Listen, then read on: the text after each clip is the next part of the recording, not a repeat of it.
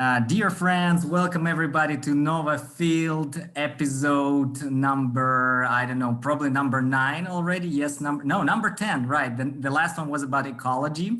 Yes, and today we're very, very honored to have a special guest from Washington, D.C., our good friend, Joy Jones. I'll tell you a little story about how we met. That was during the program of Hip Hop Union.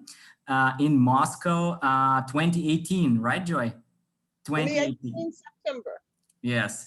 And since then, we were able to meet up more, 2 times in DC. Joy invited my friend Small One from Funk Fanatics crew and me to teach a workshop at the university there in Washington, DC 2 times. And then we also visited a very special place where we taught a breaking workshop to people with mentally handicapped people. I hope I say it correct and I don't offend anybody. Yes, so that was an incredible experience. And Joy herself is into a lot of stuff.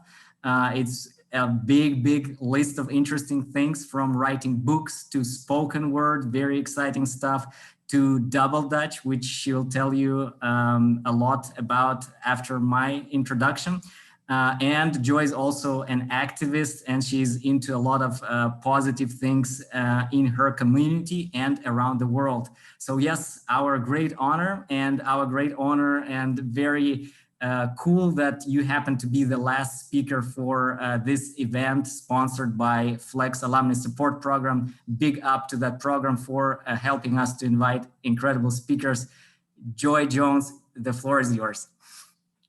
I play it cool and dig all jive. That's the way I stay alive. My motto as I live and learn is dig and be dug in return. That's a poem called Motto by Langston Hughes. Langston Hughes was a very important poet in the 20th century. He was part of a movement called the Harlem Renaissance.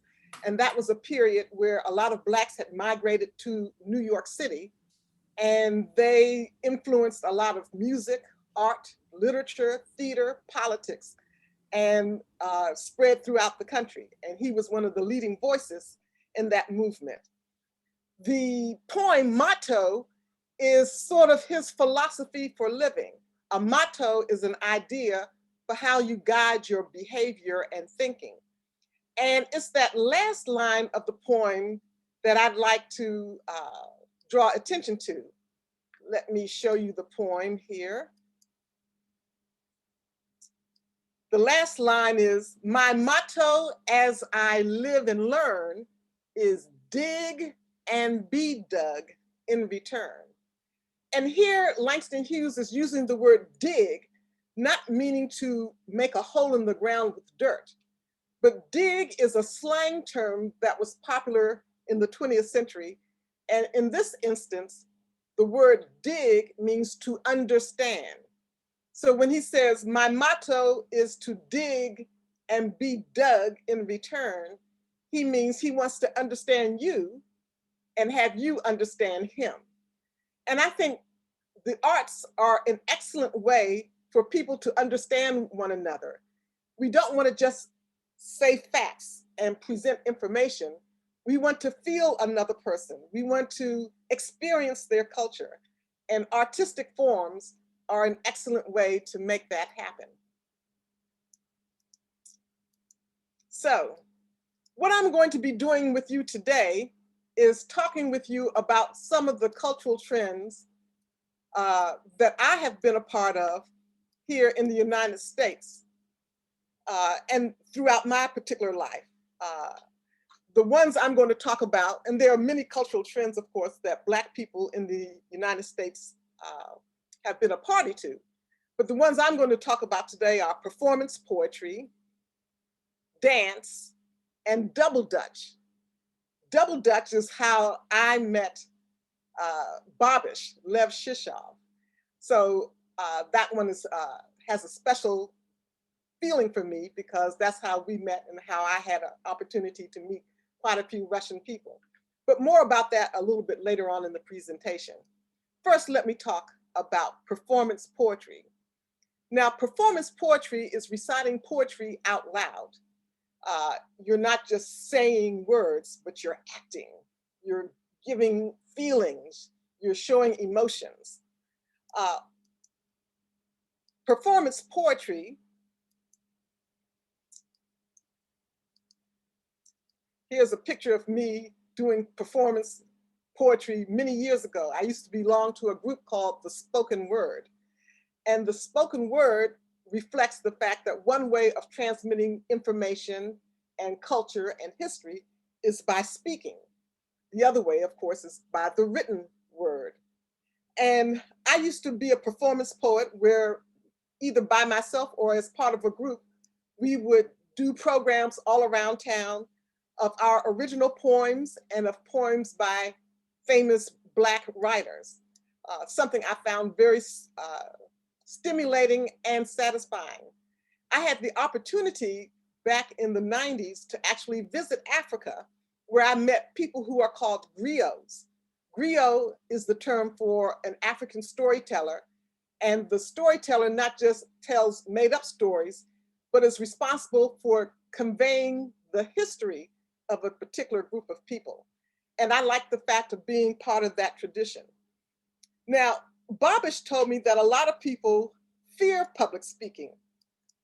And I'm here to tell you that public speaking is not something you need to be afraid of. I wrote a book called Fearless Public Speaking, where I talk about ways to overcome the fear of standing in front of an audience. One thing I think people need to know is that stage fright is your friend. That nervous tension you feel when you begin to speak, that's actually a good thing. The nervous energy is the power that's going to allow you to do the work of speaking. So don't be afraid of feeling nervous. That's actually something good for you. The second thing is, a lot of people are afraid of the people in the audience. They're not people to be afraid of. The audience is your friend.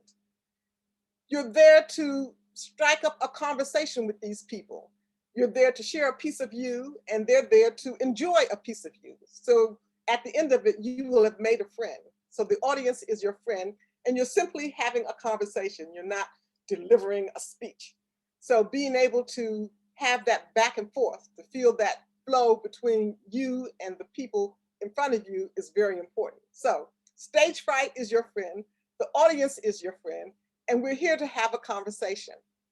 And that keys into something that's part of how many Black people express themselves. And that is what's called the oral tradition. That is the practice of conveying thoughts, information, and ideas, history, facts, figures, culture, everything through the spoken word and through music. So a more formal definition of the oral tradition is, let me share my screen here. A form of human communication where knowledge, art, ideas, and cultural material is transmitted verbally from one generation to the next.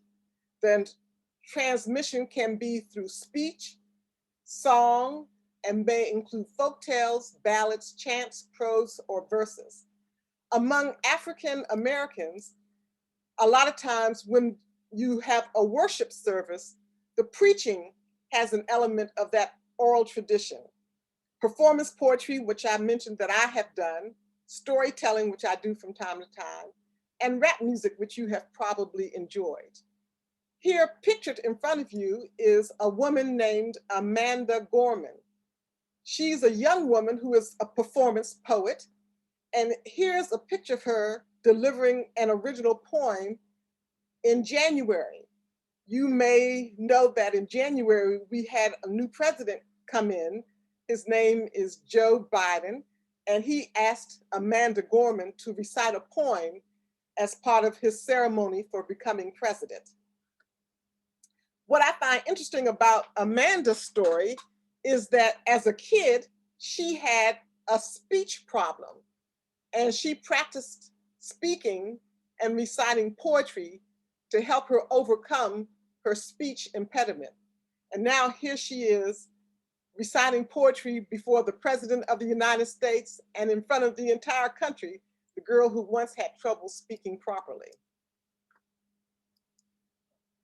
Now, one facet of the oral tradition is something we call call and response.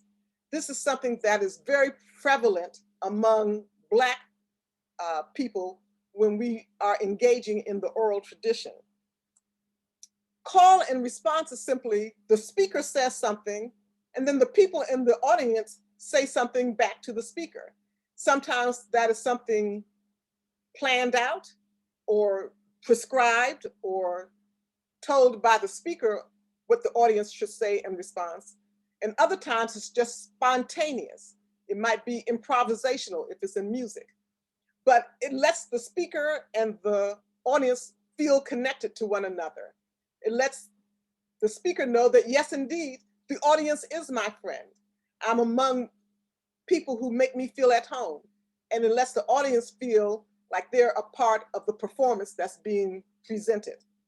So, examples of call and response include imitation between musical instruments, a phrase and an answer between the speaker and the listeners, or a statement of affirmation between one musical instrument and another, or variations on a call that are musical. So let's experiment with doing call and response. As I mentioned, I'm someone who likes double dutch. Do you know what double dutch is? It's a form of jumping rope. And typically we recite chants to keep our rhythm as we jump rope. So one thing we sometimes do when we're about to do a double dutch demonstration is we do a chant to get the audience ready. So when I say double, you say Dutch. Double Dutch. Double Dutch. When I say double, you say Dutch. Double Dutch. Dutch. Double Dutch. Yay! Okay, very good, very good, very good. Okay, so that's a little bit about the oral tradition and call and response. Something else I like to do when I'm not reading a book or writing a book or speaking to an audience from a stage is I like to move. I love dancing. And when I was younger, the form of dancing that was very popular among young people was called hand dancing. Hand dancing is a form of swing dancing. Hand dancing is a term that people in Washington, D.C. use to describe the variety or the style of swing dancing we used to do. And it's called hand dancing because the man and the woman hold hands as they're dancing. That makes sense. And it was done typically to rhythm and blues music when I was young, but swing dancing started in the 1920s. And it goes by other names. Sometimes it's called the Lindy Hop. Sometimes it's called Jitterbug. It was started by a man named Shorty Snowden, as I said, in the 1920s. Again, this was part of that Harlem Renaissance era when this form of dancing began. And it was marked by people who are really good about it, but not just dancing, but sometimes lifting a partner off the floor, kicking your leg out, and doing a variety of moves that are very acrobatic in nature. Hand dancing was at its most popular, I would say, in the 20s, 30s, 40s. When I was a teenager in the 1970s, it was beginning to wane a little bit in popularity by the 1980s. But because it's such an exciting way to dance, people continue to do it. I continue to do it. And there are lots of groups of people, even though they're now senior citizens, who still hand dance. Let me give you an example of a modern couple doing a demonstration of hand dancing here in Washington, D.C. So let me share my screen with you.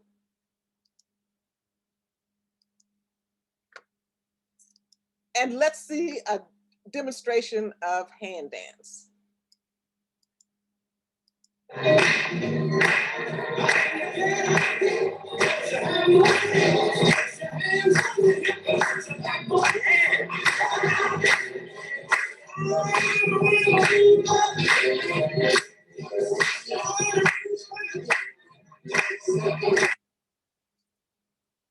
Okay, that's hand dancing. I love hand dancing. And one of the things I miss most as a result of the COVID-19 pandemic is that we haven't been able to get together and do any dancing. So hand dancing got replaced for subsequent generations by hip hop dancing. And hip hop dancing is a lot different. With hand dancing, of course, people are dancing as a partnership, holding hands, of course, and seldom breaking contact. Hip hop dancing is more individualized, where people dance by themselves. And so it's a different kind of vibe and a different kind of music, of course, using rap music or hip hop music with very acrobatic staccato moves. I had the great pleasure of having Barbish join us in Washington, D.C., along with Small, to do some hip hop workshops with young people here in D.C. I'd like to show you an excerpt from one of those workshops where some of the young people demonstrated some of their moves. And if you look closely in the background, I think you'll see somebody you recognize. So this was done at the Hirshhorn Museum, part of the Smithsonian Museum in Washington, D.C., with a program that helps young people who have an interest in hip hop learn more about the culture and explore their own ways of making it their own. Okay, here we go.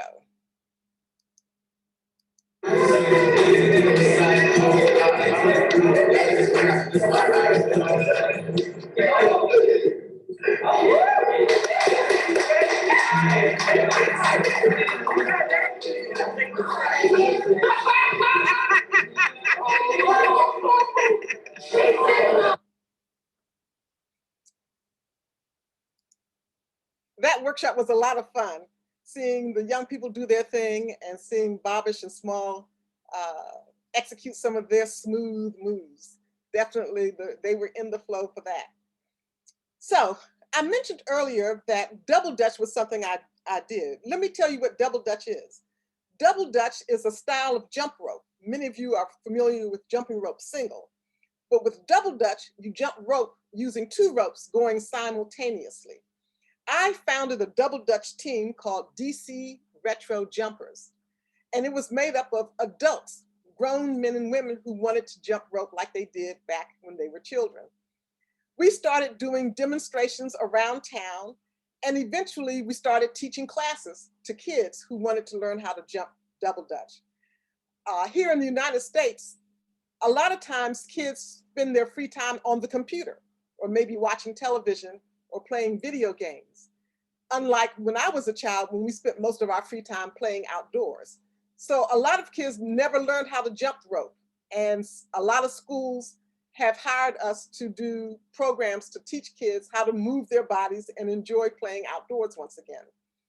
The person who's the director of our educational program is a young lady named Robin Ebb, and she teaches at all the schools, or many of the schools in the Washington, D.C. area. And she's developed a program to teach kids how to jump double dutch. And here she is talking about how she does it and why she does it and what it means to her. So let's hear from Robin.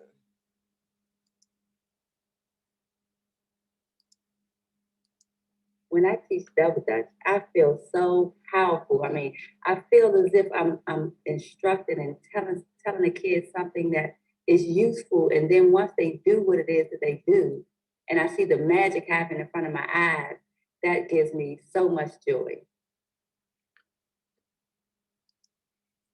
Now, here's Robin, her sister Cece turning the rope, and that's me in the middle.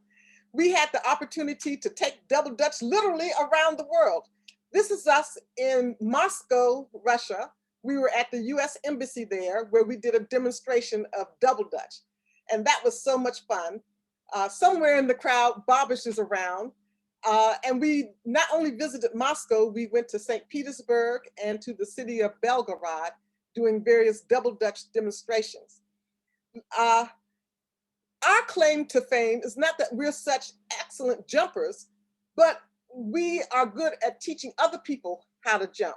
So let me show you of a place we went in Moscow called Perspectiva. Perspectiva is a program that works with adults who are disabled in some way. We taught a man who has no arms and only one leg how to jump. Check him out. Jump. Oh, yes, yes. Don't go from side to side. Let's watch that one more time. Jump. Oh, yes, yes. Don't go from side to side. I love that. And let me show you a picture of, I can't stop without showing a picture of me jumping rope. This again was in Moscow on a street near the hotel where we were staying. And this is me doing a practice session before we headed out for the events of the day.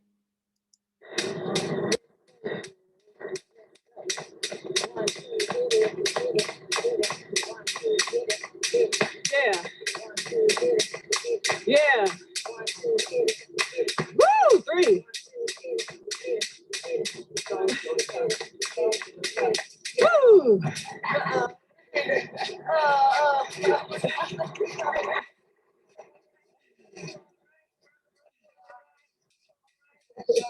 You going back in, right?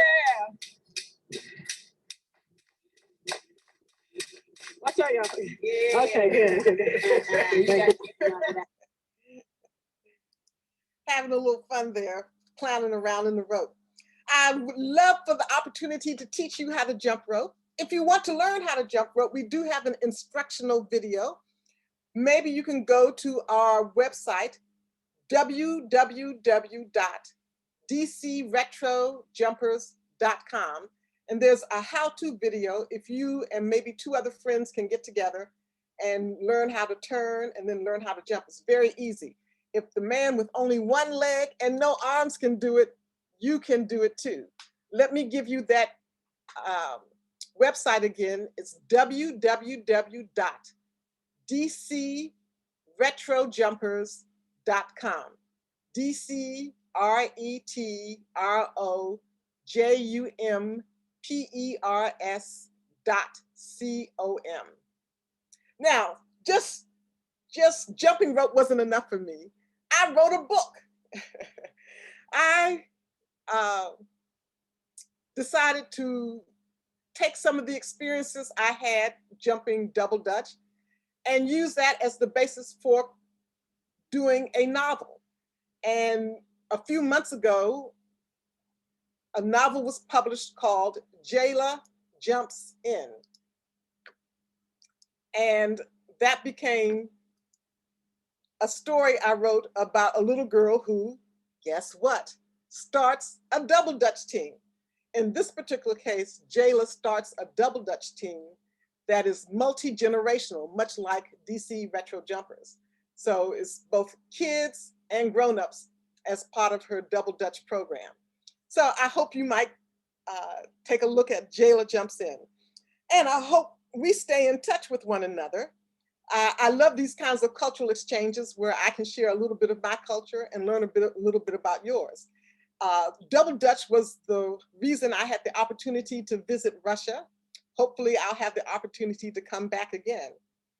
And it was through Bobish that this particular program has been made available. He reached out to me and asked me to share a little bit about some of the cultural trends among African Americans in the United States that I have been a part of. So please stay in touch. You can reach me on Instagram. I'm at JoyJones1433. That's hashtag JoyJones1433. Twitter, hashtag JoyJones100. And please come to my website. I'm at www.joyjonesonline.com. So Bobish, that's my presentation about some of the cultural trends here in the United States that have been near and dear to me. Perhaps you have a few questions you'd like to ask before we wrap it up. Yes, sure. First of all, this is as smooth as it gets. Thanks so much. What a beautiful flow, beautiful presentation. Wow. Yes, thanks a lot, really. And for me, it was you know, a lot of memories from our common history, like the projects we did and stuff we did. So yeah, means a lot to me, and so cool that we have it recorded. Later on, we'll have our chance to look back at these beautiful moments. Yes, and all the links you shared, we will be sure to post them in the description for the YouTube video, the websites, the books, and everything. So we'll have it all written down, and people will be able to check them out and just click on the links, and yes, all will be saved. Yes, I have a couple of questions. The first one would be about digging your own traditions.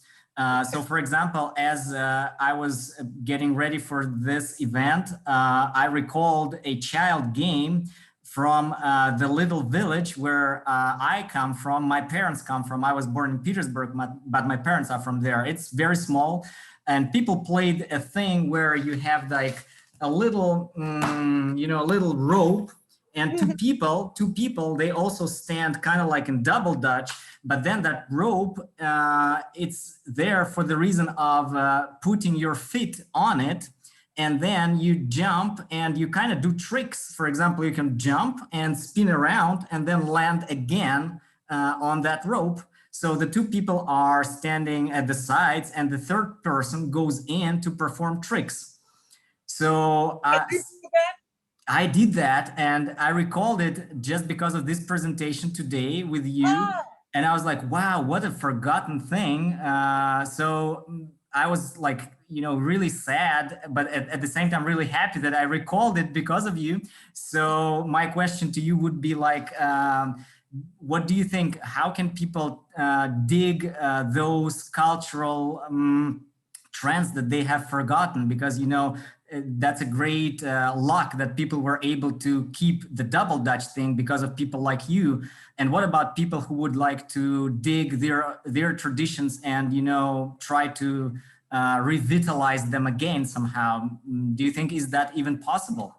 Oh, it's definitely possible. One thing I would do is to tell your children about the kinds of games, toys, and sports you used to play when you were little.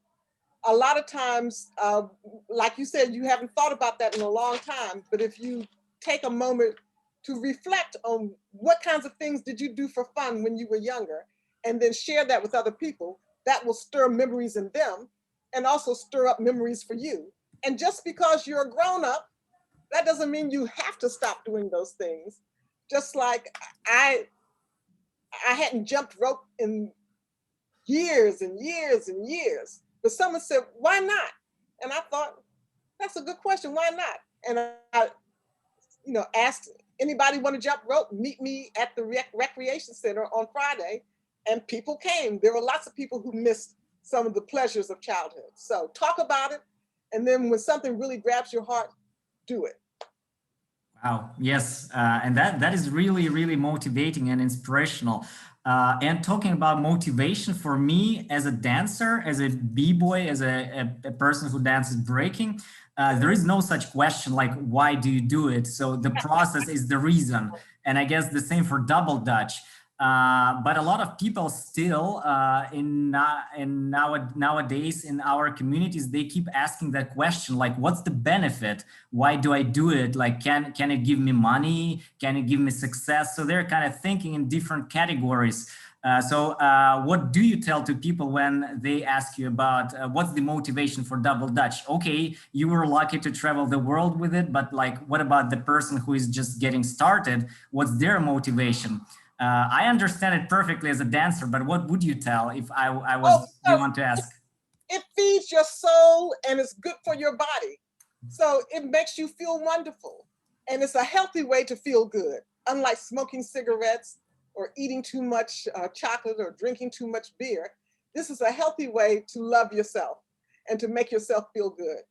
And I certainly never intended to do double dutch for money. Who's going to pay me to jump rope? That just happened to be a very happy accident. I wrote a book, so that's money. I've written articles about it, that's money. And then I was paid to travel and teach double dutch around the city and then in Russia. I didn't do it for that reason, but the money showed up. because I was doing something good for myself and good for my community. So do it because it is good, it feels good, it does good. Yeah, exactly. Yes, exactly. My point of view as well. Yeah, and beautiful words you use. The money showed up. Exactly. Yes, that's the way it goes. When we started with breaking in 1999, no one ever thought that they would be able to travel with that or earn even a penny, because people really looked down upon that, because they were like, what's this? Are you cleaning the floor? What's up with that? Yes, and no one would believe that at some point that would become such a big thing. Yes, but a lot of people believed and they pushed on, and that worked. Yes, so that's probably true for any passionate story. Yes. I have to say, I have a regular job. I don't do double dutch full time. So, but it's nice to have some extra money, some part-time money, doing something fun.